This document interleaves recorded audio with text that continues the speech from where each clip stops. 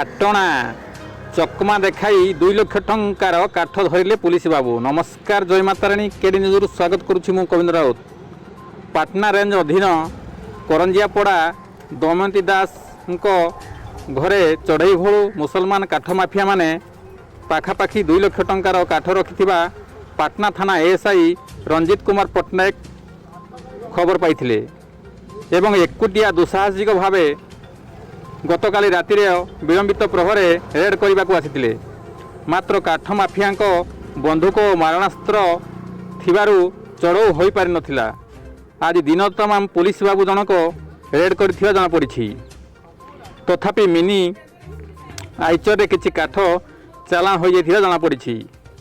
आज पुलिस बाबू जनक दुसाहसिक भावे चढ़ाऊ करी एकुटिया 2 लाख टंकार काठ को जबत करिछि। जोठी वन विभाग खबर पाउना सेठारे पुलिस बाबू काठ धरी अंचल रे प्रशंसार पात्र होइछंती।